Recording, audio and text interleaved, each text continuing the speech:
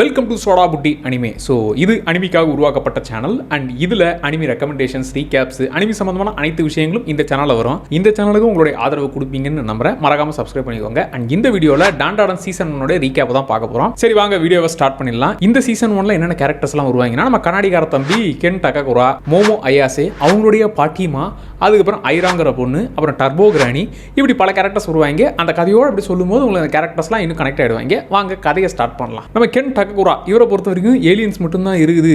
Aliens எப்படா வரும், அதுவும் கூட எப்படா பேச்சுவார்த்தை நடத்துவோன்ற மாதிரியே வெயிட் பண்ணுறாரு. ஏன்னா இவருக்குன்னு ஃப்ரெண்ட்ஸ் எல்லாம் யாருமே கிடையாது. கிளாஸில் எல்லாரும் போட்டு கலாய்க்கிறதுக்குன்னு அளவெடுத்து செஞ்ச ஆள் இவர். அதனால் அவரை ரேகிங் பண்ணுறது தான் எல்லாருடைய ஒரே வேலை.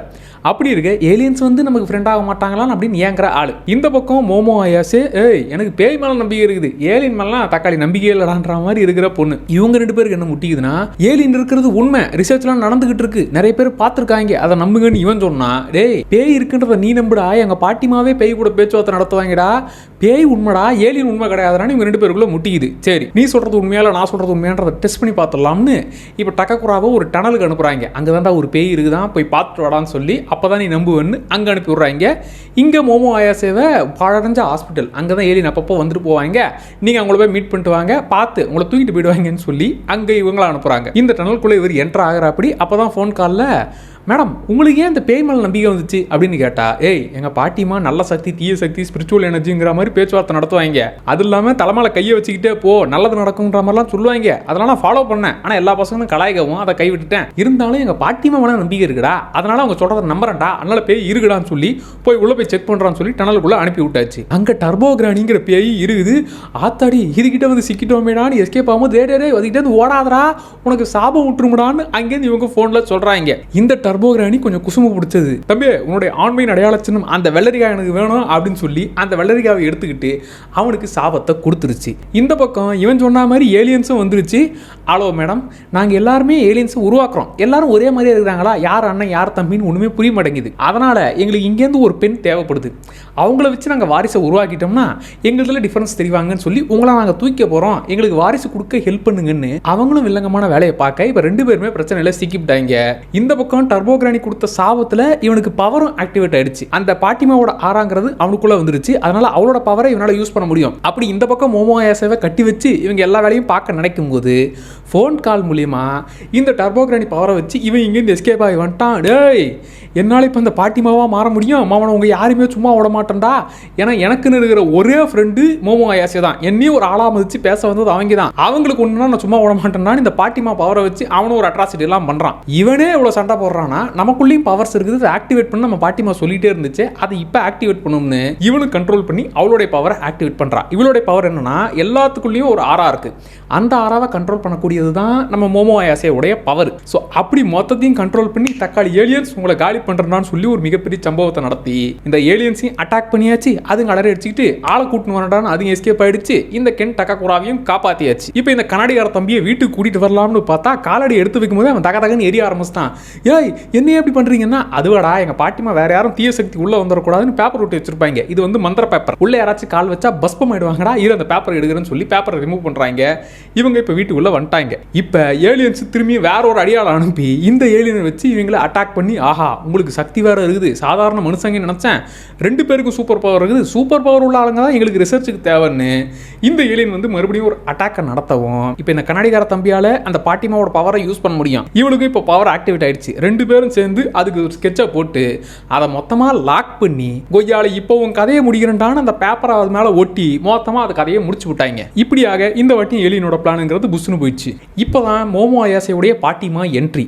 என் ஃப்ரெண்டு அந்த கண்ணாடிக்கார தம்பி அவனை பாத்தியானா, அவனையா இப்பதான் நான் போட்டு தள்ளி புதைச்சிட்டு வந்தேன்னு சொல்லி கலாய்க்கவும், எது அவனை போட்டு தள்ளிட்டியான்னு அலறி அடிச்சுட்டு போய் பார்த்தா அவன் நல்லா உட்காந்து தின்னுகிட்டு இருக்கான். ஏன் இப்படி பாட்டிமா இப்படி பண்ற, இவனுக்கு என்ன பிரச்சனை இருக்கு தெரியுமா, உங்களை யாரா அந்த டனலுக்குள்ள போக சொன்னது, அதுவா எங்களுக்குள்ள ஒரு பெட்டு, ஏலியன் இருக்கா இல்லையா, பேய் இருக்கா இல்லையாங்கிற இந்த பேச்சுவார்த்தையில அவன் அங்கே அனுப்பிச்சேன், நான் இங்கே போனால் பிரச்சனை சிக்கிட்டோன்னு விஷயத்தை சொல்ல இப்போதான் டர்போ கிரானி யாரு அப்படிங்கிற விஷயத்தை இந்த பாட்டிமா சொல்லுது. அவளை எல்லாருமே 100 கிலோ கிரானி அப்படின்னு சொல்லுவாங்க, அதை பார்த்தாலே ஊரே நடுங்கும். ஆனால் அவளை அங்கிருந்து வெளியே கொண்டு வந்தாதான் நம்மளால அவளை அழிக்க முடியும். ஏன்னா அவ இருக்கிற இடங்கிறது பவர்ஃபுல்லான ஸ்பிரிச்சுவல் எனர்ஜி இருக்குது. இப்போ நான் இருக்கிற ஏரியாவில் இந்த ஸ்பிரிச்சுவல் எனர்ஜிங்கிறது வெயிட்டாக இருக்கும், அதே மாதிரி அவர் இருக்கிற டனலில் ஸ்பிரிச்சுவல் எனர்ஜி அதிகமாக இருக்கும். ஸோ அவளை அந்த ஏரியாவை விட்டு சந்தேகம் வராத மாதிரி நீங்கள் வெளியே கொண்டு வரணும், அதுக்கு ஒரு பிளானை போடுவோம்னு ரெண்டு பேருக்கும் மேஜிக் ட்ரெஸ்ஸை கொடுத்து இந்த ட்ரெஸ்ஸோடவே அந்த இடத்துக்கு போறீங்க, சந்தேகம் வராத மாதிரி அவளை வெளியே கூட்டு வரீங்கன்னு அங்கே அனுப்புகிறாங்க. என்ன கண்ணாடிக்கார தம்பி, உன் வெள்ளரிக்காவை தூக்கிட்டு உனக்கு சாபத்தை கொடுத்தேன், ஆனால் அந்த சாபமே உனக்கு பவராக மாறிடுச்சுல்ல, ஏதோ எனக்கே தெரியாமல் டெக்னிக்கல் ஃபால்ட் ஆகிடுச்சு, இப்போ உன் வெள்ளரிக்காவை உனக்கு கொடுத்துட்றேன், என் சாபத்தை நான் திரும்ப எடுத்துக்கிறேன்னு சொல்லி இப்போ அவனுக்கு வெள்ளரிக்காய் வந்துருச்சு. தப்பிச்சிடலாம் அப்படின்னு நினைக்கும் போது, டேய் உங்கள் 2 பேருமே நான் தின்ன போகிறேன்டான்னு அவளை தின்னலான்னு வரும்போது, அடியை பாட்டிமா நீ இன்னும் அவ்வளோ ஸ்பீடாக ஓடுவாமே, வயசான காலத்தில் என்னத்துக்கு அவ்வளோ வேகம் உனக்கு, முடிஞ்சா எங்க கூட ரன்னிங் ரேஸுக்கு வா, அங்கே ஜெயிச்சிட்டான்னு வச்சுக்க, நீ எங்களை ஈஸியாக தின்னுக்கோன்னு சொல்லி இப்போ அந்த பாட்டிமாவுக்கு சந்தேகம் வராத மாதிரி இந்த போட்டியை வைக்கவும், அப்படி தானே சரி 10 நிமிஷம் வெயிட் பண்ணு, அதுக்கப்புறம் தான் ரன்னிங் ரேஸ் ஸ்டார்ட்னு சொல்ல, 10 நிமிஷம் நமக்கு டைம் இருக்குடா, அதை விட்டு டனலை விட்டு வெளியே ஓடுறாவும் வெள்ளரிக்காய் தான் கிடச்சிருச்சுல, வெளியே வாடான்னு சொல்லி 2 பேரும் அலடிச்சுக்கிட்டு ஓடனா 1 நிமிஷம் 3 நிமிஷம் 5 நிமிஷம், என்னடா கணக்கு கண்டமேனிக்காவை எண்ணிக்கிட்டு கிடக்கிறா, பாட்டிமா சீட்டிங் பண்ணுறடி அப்படின்னா அதெல்லாம் கிடையாது, 10 நிமிஷம் தான் சொன்னியே தவிர அதை ஒழுங்காக என்னன்னு சொன்னியா, ரூல்ஸ் நான் போட்டால் தாண்டான்னு சொல்லி பாட்டிமா மோமோ ஆயாசேவை பிடிச்சி வச்சிட்டா. ஏன்டா கண்ணாடிக்கார தம்பி, வெள்ளரிக்காய் மட்டும் இல்லை மொத்தமாகவே நீ எனக்கு தாண்டான்னு சொல்லி அவனை கடியலான்னு வரும்போது, இப்போ அந்த மேஜிக் ட்ரெஸ்னால அவளால் அட்டாக் பண்ண முடியல. ஓஹோ சார் மேஜிக் ட்ரெஸ்ஸை போட்டு வந்து எஸ்கேப் ஆகலான்னு பார்க்குறீங்களோ, இருறா உனக்குள்ளேயே நான் வரண்டான்னு சொல்லி இப்போ அவனுக்குள்ளேயே இந்த பாட்டிமா போயிடுச்சு. இப்போ அந்த ட்ரெஸ்ஸை கிழிச்சு போட்டுட்டு அவனை கடிச்சு திங்கலாம்னு பார்த்தா இது எல்லாமே இவங்க போட்ட ஸ்கெட்சு. இப்போ அந்த பாட்டிமா கென் டககுராக்குள்ளே வந்ததும் அவளுடைய ஆறாவை நீ கண்ட்ரோல் பண்ணணும், கண்ட்ரோல் பண்ணி அவளை அடைச்சி வைக்கணுங்கிறது தான் பிளானு. அதே மாதிரியே இவன் உடம்புக்குள்ளே வந்தாச்சு. இப்போ மோமோ ஆயாசே அவளை கண்ட்ரோல் பண்ணியாச்சு. பாட்டிமா அவனை பிடிச்சாச்சிரி, இனி ஒன்றும் பண்ண முடியாதுன்னு நினைக்கும் போது, நீங்கள் இருக்கிறது என் ஏரியாவில் எனக்கு சப்போர்ட்டர்ஸ் எத்தனை பேர் இருக்காங்க தெரியுமா, ஏகப்பட்ட ஆன்மாசி என்னுடைய கண்ட்ரோல் என் ஆர்மி என்னன்னு உனக்கு தெரியுமான்னு மொத்த ஆர்மியும் மொத்த ஆன்மாக்களும் இறங்கி இவங்க 2 பேரை வெறி கொண்டு துரத்திக்கிட்டு இருக்குது.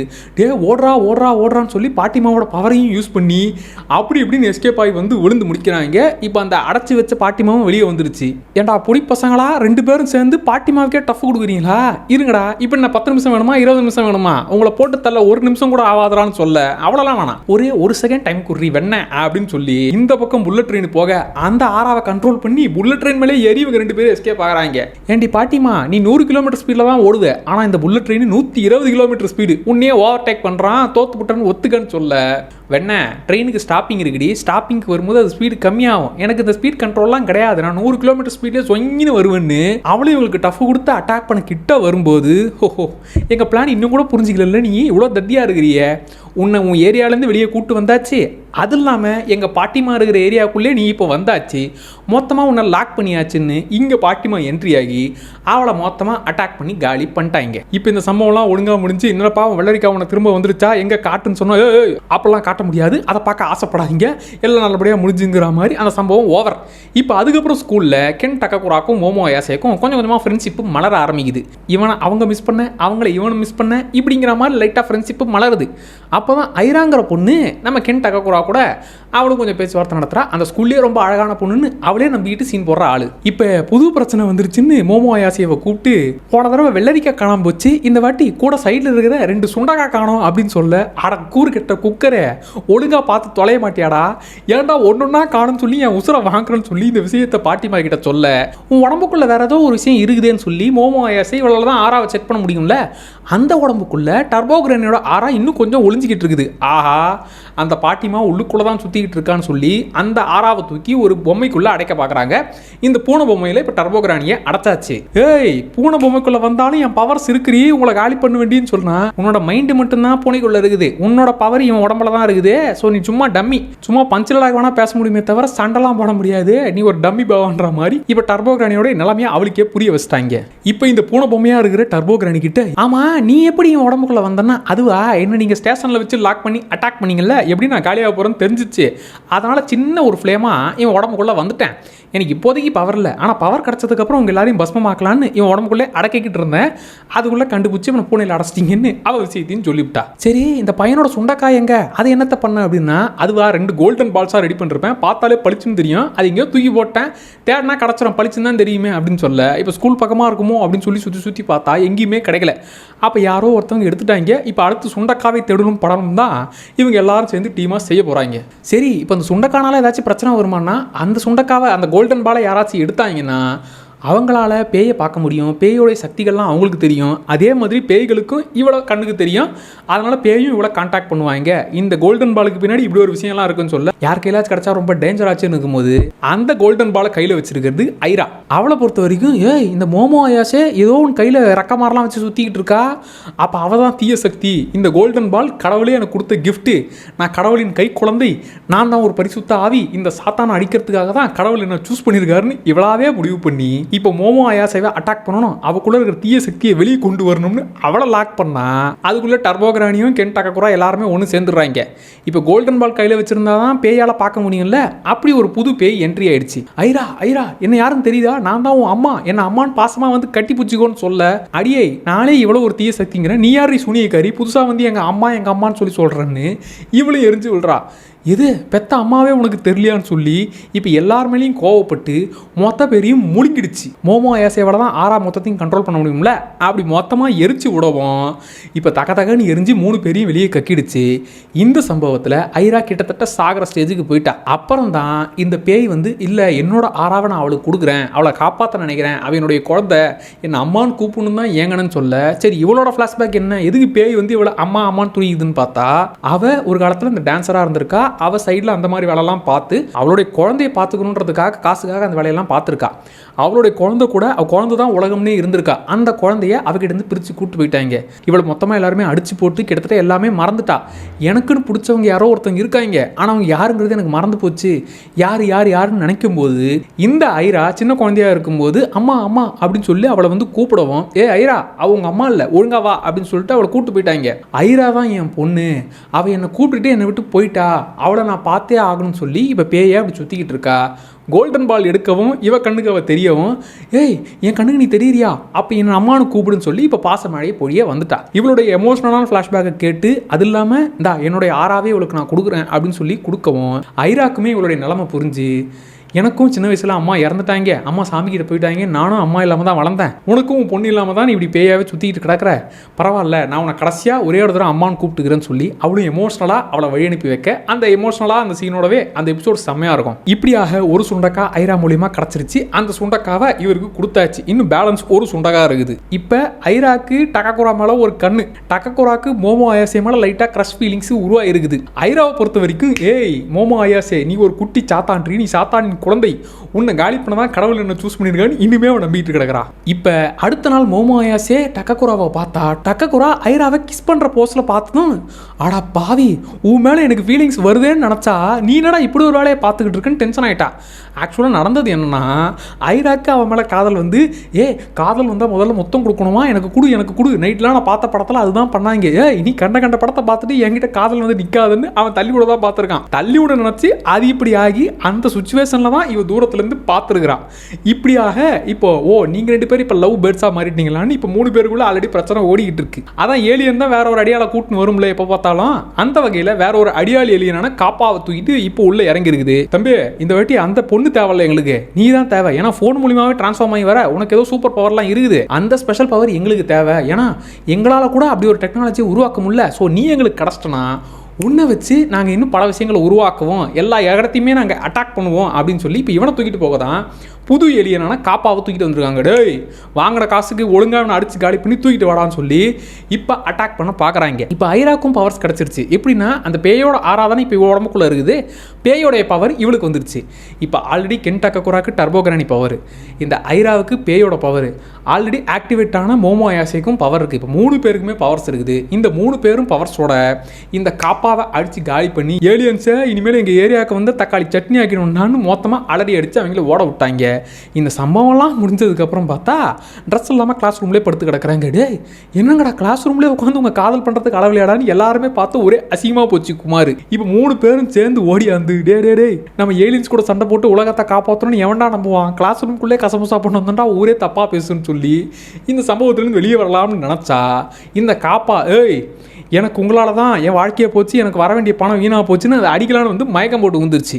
அதை வீட்டில் கூப்பிட்டு வந்து எழுப்பி உட்கார வச்சா அதோடைய சொந்த கதை சோகதெல்லாம் சொல்லுது. அது இருந்த கிரகத்தில் அதோடைய பையனுக்கு வந்து உடம்பு சரியில்லை. அந்த பையனுக்கு தினம் பிளட்டை மாற்றியே ஆகணும். அதுக்கு காசு இல்லைன்னா இப்படி அடியாளா இந்த ஏலியன்ஸ் கூப்பிட்டாங்கன்னு காசுக்காக ஒத்துக்கிட்டு இருக்கு. அவங்க கிரகத்தில் பிளட்டுங்கிறது பால். இப்போ நம்ம ஊரில் பால் இருக்கிற மாதிரி அவங்க ஊரில் அதுதான் பிளட்டு. ஓ, உன் மேலே பால் ஸ்மெல் வந்துச்சே, அப்போ பிளட்டுங்கிறது பால் தானடா, இந்த நாங்கள் ஒரு மாடை கொடுக்குறோம், எடுத்துன்னு போய்ட்டு டெய்லி கறந்து அந்த பாலை வச்சு உன் குழந்தைய காப்பாற்றிக்க, அடியாளெல்லாம் சுத்தாதன்னு சொல்லி இப்போ மாடை இவருக்கு கிஃப்டாக கொடுத்து இந்த காப்பாவையும் தம்பி எங்களுக்கு ஏதாவது ஹெல்ப் வேணும்னா உங்களை கூப்பிடுவோம், நீ நல்லபடியாக உன் குழந்தைய பார்த்துக்கோன்னு சொல்லிட்டு அனுப்பி வச்சுட்டாங்க. இப்போ மோமோ அயாசையுடைய ஸ்கூல் ஃப்ரெண்டு ஜிஜி அவன் என்ட்ராகிறான். ஆஹா, ஸ்கூல் டைம்லேருந்தே மோமோ அயாசை கூட அவன் சுற்றிக்கிட்டு இருந்தானா, சீனியாரிட்டி படி இவன் அவளை உஷார் பண்ணுறான்னு சொல்லிட்டு கென் டக்ககுராக்கு லைட்டாக ஐயோ நம்மளை விட்டு அவள் போயிடுவா போலேன்ற ஃபீலிங்ஸ் வர ஸ்டார்ட் ஆகிடுச்சு. இவனும் ஸ்கூலில் வந்து ஏய் நானும் அவனும் ஒன்றா இருக்கும், ஒரே வீட்டில் தான் இருக்குங்கிற மாதிரி அவனும் கொஞ்சம் ஓவராக சீனை போடுறான்.